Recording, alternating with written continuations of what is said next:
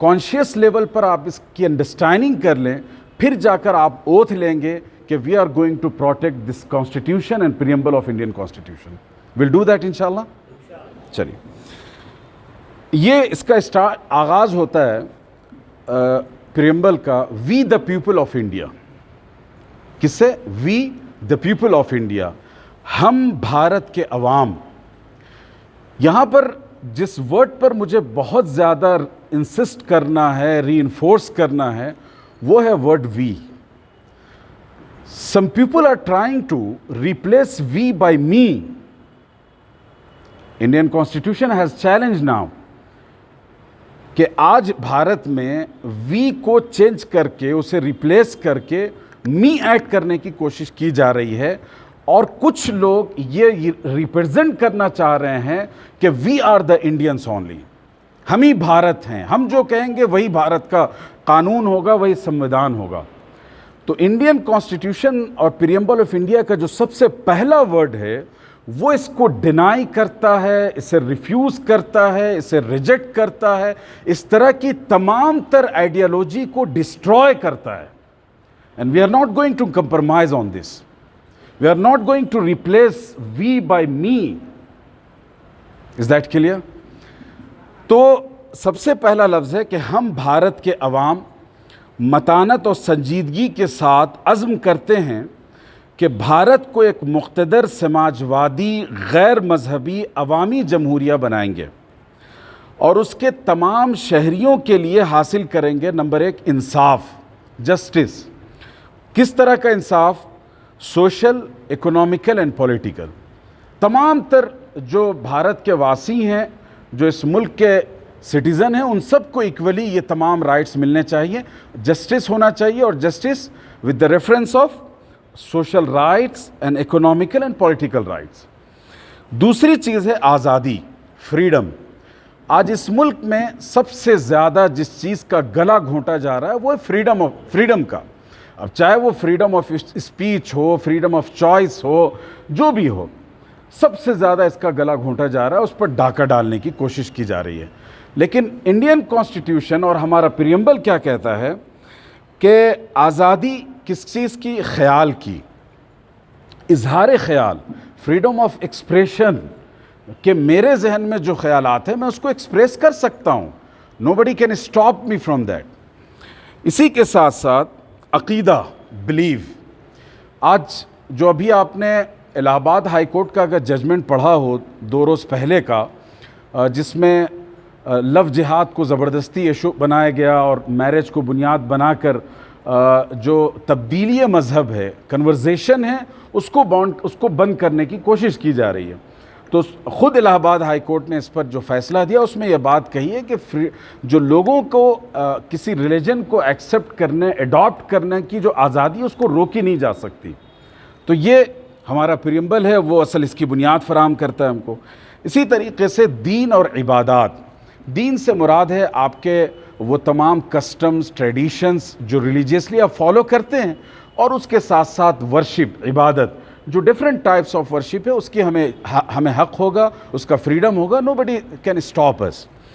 तीसरी चीज़ है Indian constitution preamble की जो प्रिंसिपल में शामिल है वो है मुसावात। मुसावात मीन्स इक्वालिटी, सबके साथ एक जैसा भेदभाव, एक जैसा रवैया इख्तियार किया जाएगा।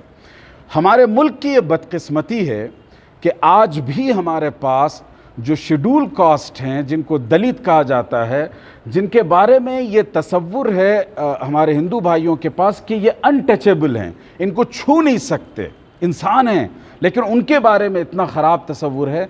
ये जो रेसिज्म है और इनइक्वालिटी है, ये बहुत ज़्यादा भारत के समाज में है। आप जो पढ़े लिखे स्टूडेंट हैं वो असल में समाज को प्रैक्टिकली ये मैसेज दें कि we are against all kinds of inequality, हर तरह के अदम मुसावात, चाहे वो धर्म की बुनियाद पर हो, ज़ात की बुनियाद पर हो, किसी कास्ट की बुनियाद पर हो, इसी के साथ साथ लैंग्वेज और भाषा की बेस पर हो। हम हर तरह के डिस्क्रिमिनेशन को डिनाई करते हैं, हम उसे एक्सेप्ट नहीं करेंगे। और ये हमारी रिस्पॉन्सिबिलिटी है और ये हमें इंडियन कॉन्स्टिट्यूशन ने ये राइट दिया है। इसी के साथ जो अगला जुमला है, और इन सब में उखुवत को तरक्की देना। उखुवत का मतलब होता है ब्रदरहुड, फ्रेटर्निटी। तो ये हम भारत के जितने लोग हैं, चाहे वो किसी रंग के हों, किसी समाज के हों, तमाम तर डाइवर्सिटी के बावजूद वो सब के सब एक दूसरे के भाई बहन हैं, और एक दूसरे के गम में शरीक होना है, एक दूसरे की खुशी में शरीक होना है। ये असल में एक भारतीय होने का डिफिनेशन है। अगर आप अपने आप को भारतीय कहते हैं और भारत माता की जय के नारे लगाते हैं, तो नारे लगाने से, स्लोगन लगाने से कोई भारतीय नहीं बनता। ये कैरेक्टर है जो हमारे अंदर आना चाहिए, ये बिहेवियर है जो हमारी पर्सनालिटी का हिस्सा बनना चाहिए, तब जाकर हम ट्रू इंडियन होंगे, वरना वी आर फेक पीपल। तो ये इंडियन कॉन्स्टिट्यूशन है। इसके बाद इसमें लिखा है कि उखुवत को तरक्की दें जिससे फ़र्द की अज़मत और कौम के इत्तेहाद और सालिमियत का तयक्कुन हो। अपनी आइन साज असम्बली में आज 26 नवंबर 1949 को ये आइन ज़रिए हाज़ा इख्तियार करते हैं, वज़ा करते हैं और अपने आप पर नाफिज करते हैं। ये उस पर एक कैप्शन है, एग्जैक्टली इसी डेट को ये नाफिज किया गया था, उसी रेफरेंस में। तो क्या आप सबको इस प्रीएम्बल ऑफ इंडियन कॉन्स्टिट्यूशन से इत्तेफाक है, सहमति करते हैं आप सब? इतनी धीमी सहमति होती है, आई कांट हियर, मैं बहुत ऊंचा सुनता हूँ। इवन फिर आप लोगों को सहमति नहीं है? सहमति है या नहीं है? चलिए आप सब खड़े हों, मैं इसे पढ़ता हूँ और आप सब रिपीट करेंगे, ठीक है? और हम सब ओथ लेते हैं कि इंशाअल्लाह हम इंडियन कॉन्स्टिट्यूशन और प्रीएम्बल ऑफ इंडियन कॉन्स्टिट्यूशन का प्रोटेक्शन करेंगे, ठीक है? तो कहिए, हम भारत के अवाम मतानत व संजीदगी से अज़्म करते हैं कि भारत को एक मुक़्तदिर समाजवादी, गैर मजहबी अवामी जमहूरिया बनाएं और इसके तमाम शहरियों के लिए हासिल करें इंसाफ, समाजी, माशी और सियासी आज़ादी ख़याल, इजहार, अक़ीदा, दीन और इबादत, मुसावात बेएतबार हैसियत और मौका, और इन सब में उखुवत को तरक्की दें जिससे फ़र्द की अज़मत और कौम के इत्तेहाद और सालिमियत का तयक्कुन हो। बहुत शुक्रिया। तो ये आज का जो ओकेशन था उसका एक हिस्सा था जिससे हम निमट चुके। मैं अपने नौजवान दोस्तों और स्टूडेंट्स और यूथ से ये बात कहना चाहता हूँ कि जब मैं अपने आप को स्टूडेंट्स कम्युनिटी के दरमियान पाता हूँ तो ऐसा लगता है कि मैं सितारों के दरमियान आ गया हूँ।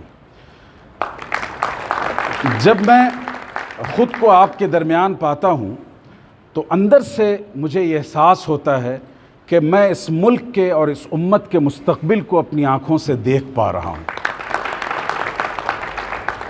आज की जनरेशन को जो सबसे बड़ी रिस्पॉन्सिबिलिटी, ड्यूटी और अकाउंटेबिलिटी है उनके सामने, वो ये है कि आप अपना प्रोएक्टिव रोल प्ले करें for the development, for the empowerment, for the construction of this country.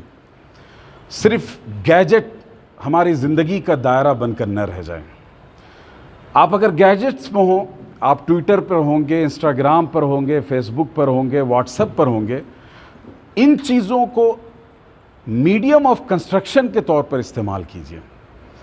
आप रोज़ सुबह उठते हैं, ट्विटर पर अगर आप चले जाएं, सर्च ऑप्शन पर आप देखिएगा कि वहाँ आपको ट्रेंड चलता रहेगा कि आज क्या ट्रेंड चल रहे हैं, क्या ट्रेंडिंग है, क्या हैशटैग चल रहा है।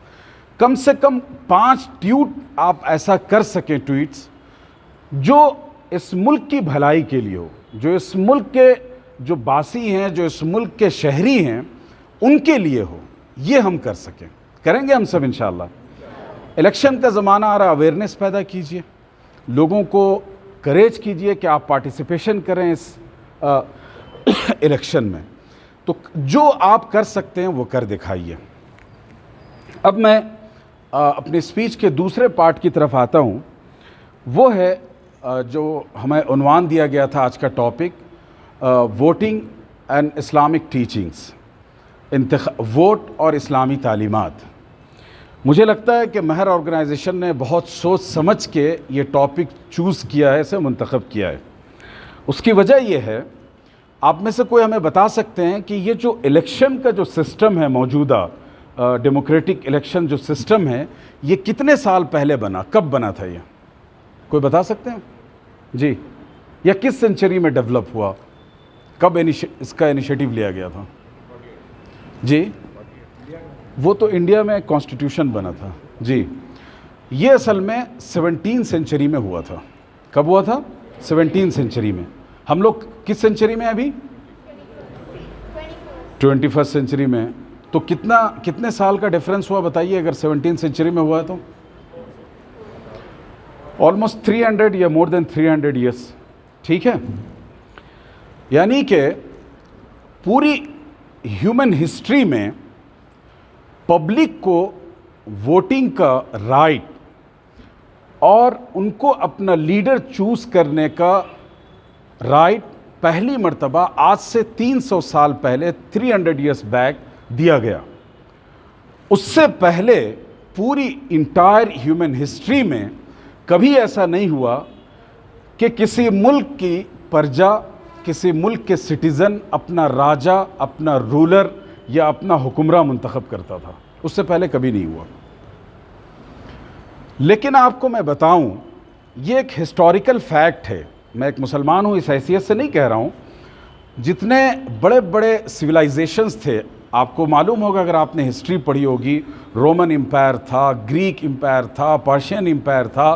ख़ुद हमारे भारत की इतनी पुरानी हज़ारों साल हिस्ट्री और तारीख़ है।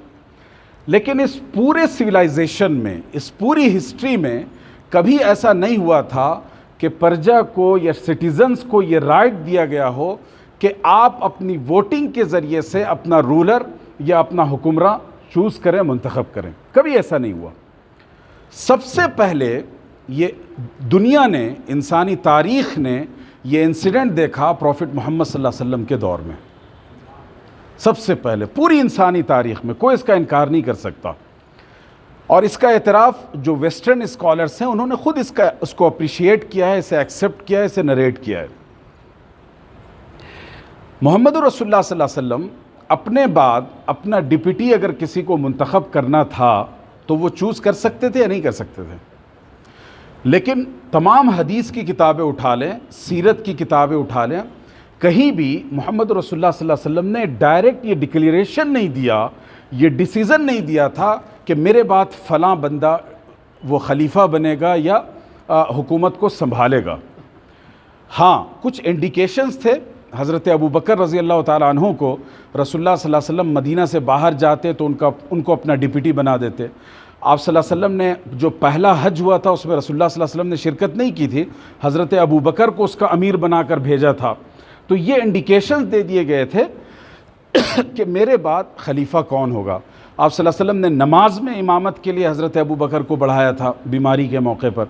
तो ये इंडिकेशंस थे, लेकिन डायरेक्टली और पूरी क्लियरिटी के साथ किसी को नॉमिनेट नहीं किया था।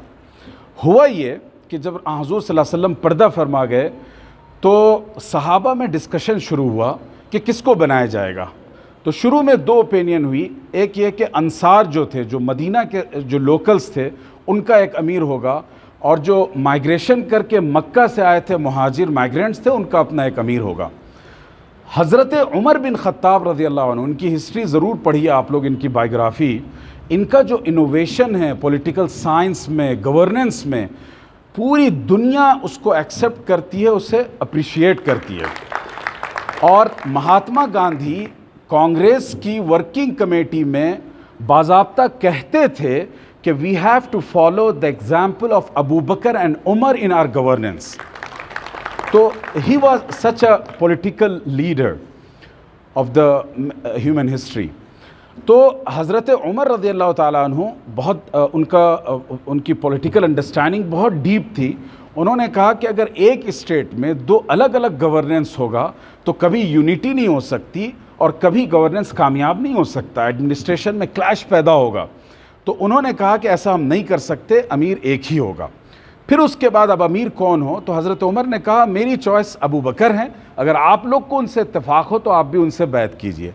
तो इस तरह पब्लिक ओपिनियन के ज़रिए से हज़रत अबू बकर रज़ी अल्लाह ताला अन्हु को तमाम मदीना के सिटीज़न्स ने अपना खलीफा और रूलर मुंतखब किया। यहाँ ये भी ऐड कर दूँ कि हज़रत अबू बकर खलीफा तो थे, लेकिन जब वो कोई डिसीज़न लेते थे तो वो तन्हा नहीं लेते थे। ऐसा नहीं था कि my words are the constitution of this country and this state, नहीं, उनकी अपनी कैबिनेट थी, वो टेबल करते थे इश्यूज़ को, कैबिनेट में डिस्कशन होता था और फिर वहाँ से यूनिटी के साथ, तमाम के इत्तेफाक के साथ जो बात बनती फिर उसको उसका इम्प्लीमेंट और उसका एग्जीक्यूशन किया जाता था। फिर उसके बाद हज़रत अबू बकर के बाद दूसरे खलीफा कौन थे बताइए? बहुत अफसोस की बात है, ज़ोर से बोलिए। हज़रत उमर फ़ारूक, उमर बिन ख़त्ताब रज़ी अल्लाह अन्हु। हज़रत उमर रज़ी अल्लाह ताला अन्हु को जब हज़रत अबू बकर के इंतकाल के बाद खलीफा चुना गया तो लोगों ने, हज़रत अबू बकर ने चाहा कि हज़रत उमर को मुंतखब कर दें। फिर उन्होंने क्या किया कि पूरे मदीना के स्टेट में लोगों से मशवरा किया अपनी ज़िंदगी में। मशवरा का मतलब होता है लोगों की ओपिनियन लेना, सेंसस लेना, ठीक है, वोटिंग कराना जिसको आज की इस्तिलाह में आप कह लें। तो जब उन्होंने लोगों के साथ डिस्कस किया, उनकी ओपिनियन ली, तो majority of Medina was in favour of हज़रत उमर एज ए नेक्स्ट खलीफा। तो इस तरीक़े से हज़रत उमर का इंतखाब हुआ। फिर उसके बाद तीसरा लेवल था, तीसरे खलीफा कौन थे बताएं? हज़रत उस्मान गनी।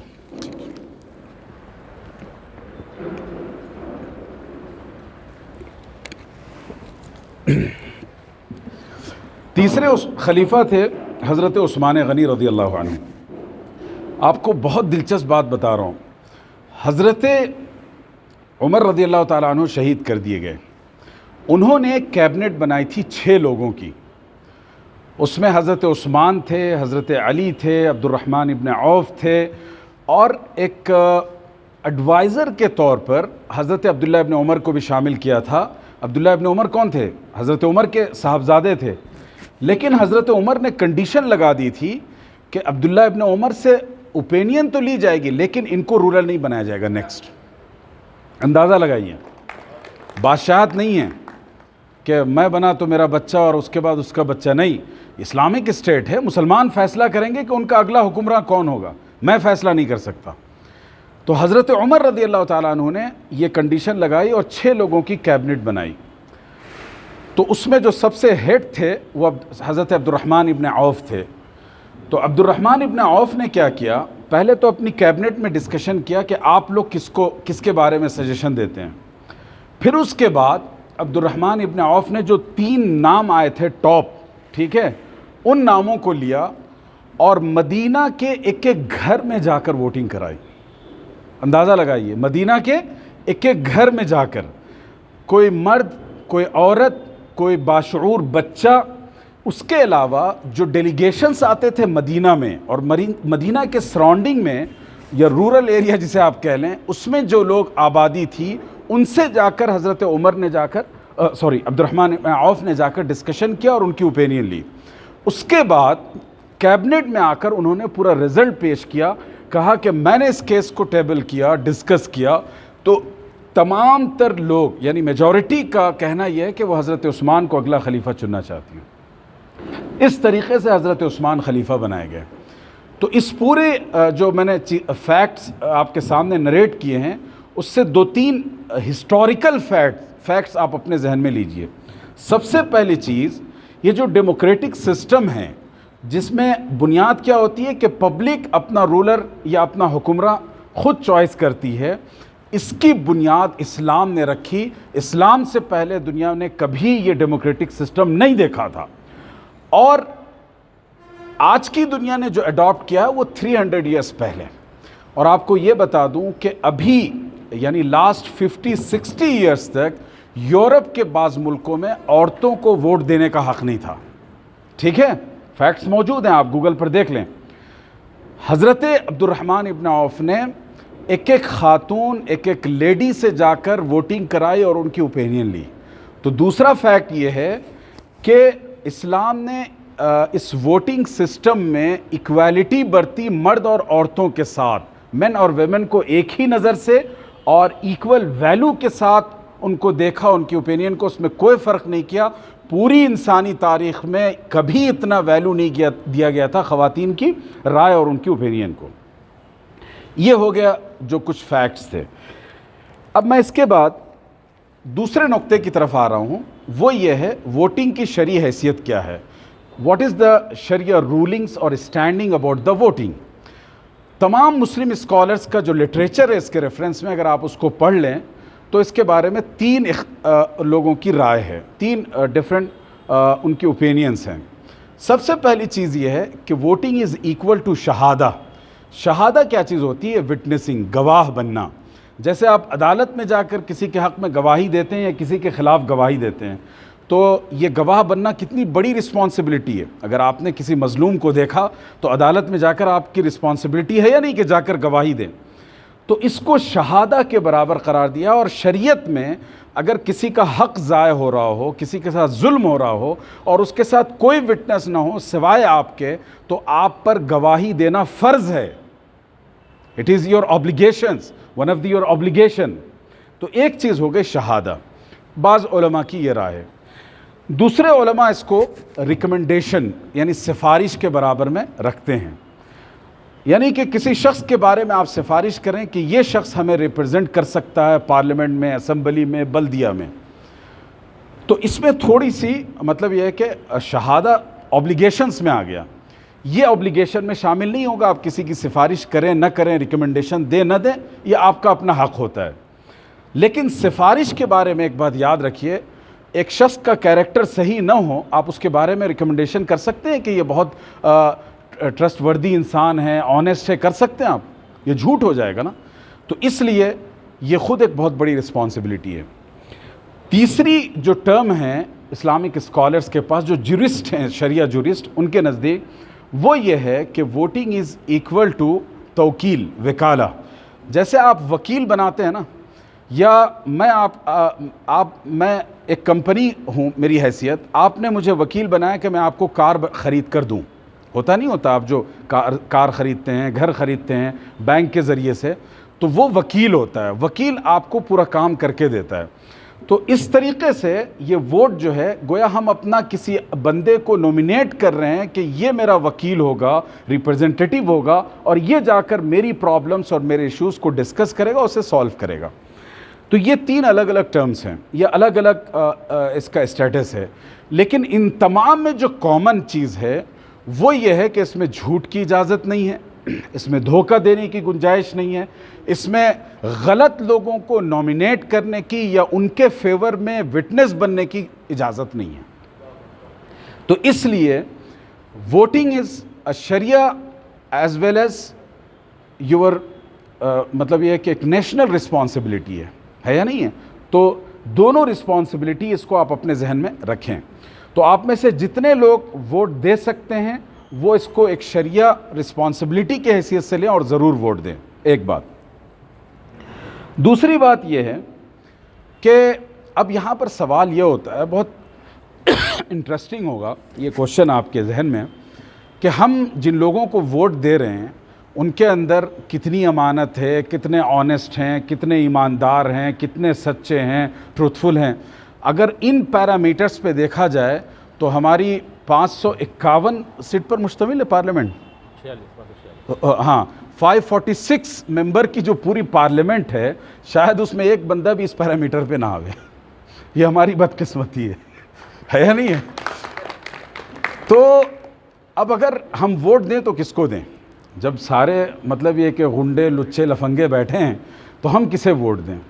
तो यहाँ पर आपको शरिया लॉ की एक इम्पॉर्टेंस बताना चाहूँगा। वो ये है, शरीयत में कानून है, उसका मतलब क्या है? मिसाल के तौर पर एक शख्स को यहाँ पर ज़ख्म हुआ और बहुत गहरा ज़ख्म है, अब या तो आप जो है उस ज़ख़म उंगली को काट दें ताकि उसका इलाज हो सके, या फिर सख्त इंजेक्शन ले, हार्ड इंजेक्शन ले, मेडिसिन ले। तो आप क्या करेंगे दोनों में से? इंजेक्शन लेंगे। क्यों? हालांकि इंजेक्शन लेने में तकलीफ़ होती है, पैसे खर्च होते हैं, बहुत ट्रीटमेंट करना पड़ता है, पैनिक होता है इंसान।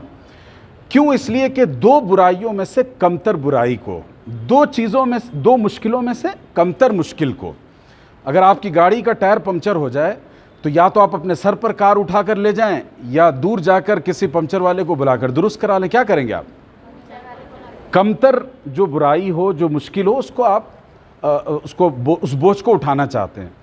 शरिया कानून में हर जगह ये रूल उसका इम्प्लीमेंट होता है कि या असल तो ये है कि बुराई के मुकाबले में अच्छाई को हम चूज़ करें, जहाँ पर ये ऑप्शन हो। ठीक है, गुड वर्सेस बैड, तो उसमें हमें गुड को के साथ जाना है, देयर इज़ नो डाउट। लेकिन जहाँ पर बैड वर्सेस बैड हो तो वहाँ फिर हमें बहुत एनालिसिस करना है और उसके बाद क्रिटिकल एनालिसिस करने के बाद ये देखना है कि कौन सा बंदा कम नुकसानदेह बनिस्बत ज़्यादा नुकसानदेह। अब इस रूल को सामने रखें।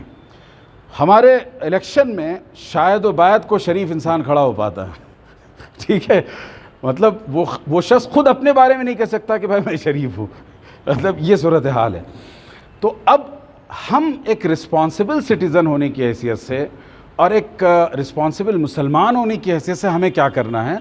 हमें दो बुराइयों में से कमतर बुराई को चूज़ करना है। ऐसा नहीं कि छोड़ ही देना है, ये नहीं। असल में बहुत से लोग कंफ्यूज होते हैं, वो बोलते हैं कि किसको वोट दें, ये ऐसे हैं, ये गुंडे हैं, ये फलां हैं, ये वैसे हैं। ठीक है, नॉन सोशल एलिमेंट होते हैं आमतौर पर ये। लेकिन ये शरीयत पसंद नहीं करती। शरीयत कहती है कि कमतर बुराई को एक्सेप्ट कर लो, बड़ी बुराई को अवॉइड कर दो। तो ये रूल अपने जहन में रखें। किसी भी आप कैंडिडेट को वोट दें, वोट लाजमी दें, किसी भी कैंडिडेट को वोट दें तो ये पैरामीटर आपके जहन में हो कि मेरे इलाके में, मेरे हलके में ये 3 या 4 लोग हैं, इन चारों का हम कंपैरिजन करके देख लें कि कौन सा कमतर नुकसानदेह है, उसको आप मुंतखब कर लें।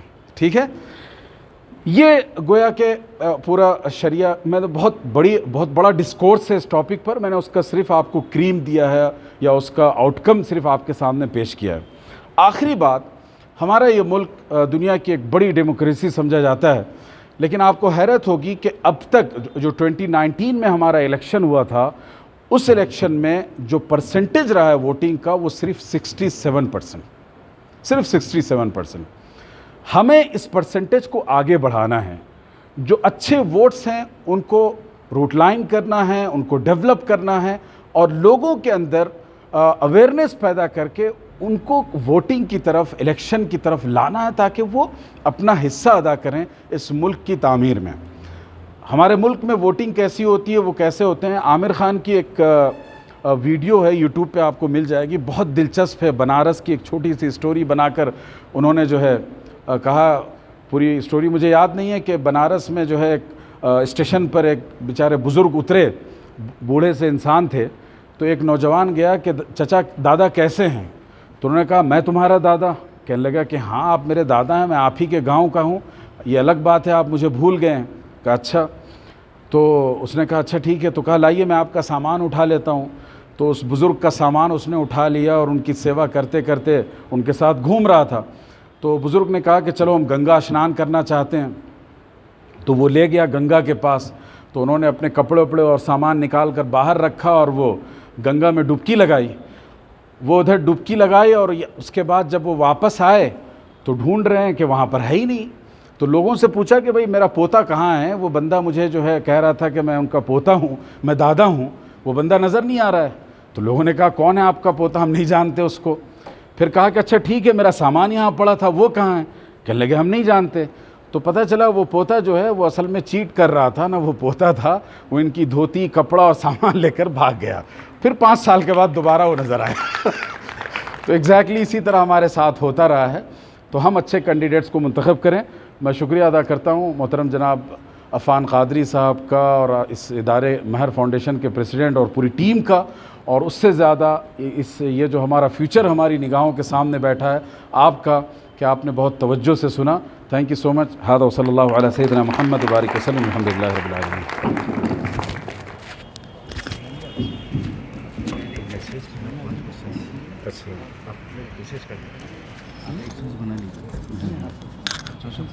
जवाब दिया 10 हो गए यहाँ पे 10 बना दिया। हाँ 11 हो गए। हाँ आगे आपके भी ठीक है बना दिए।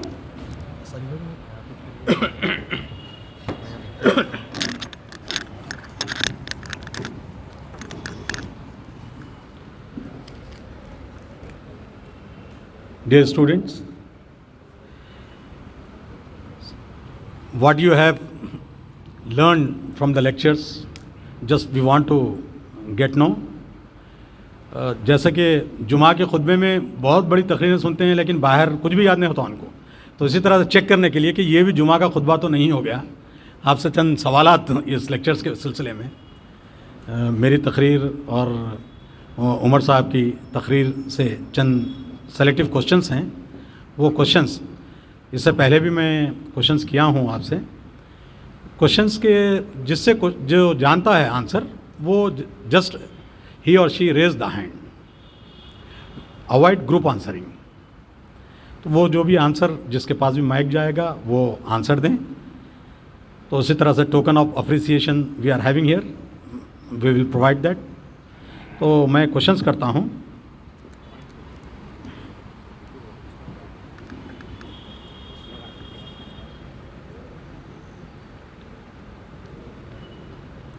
When we celebrate Constitution Day, those who know raise the hand.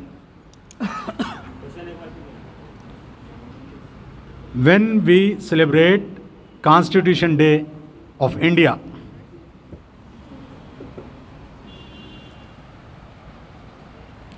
आप लोग को भैया ये माइक दीजिए ना इधर, नहीं चला ठहर के बोलो का बोलिए। And 26 November. Very good, right answer. दीजिए। आइए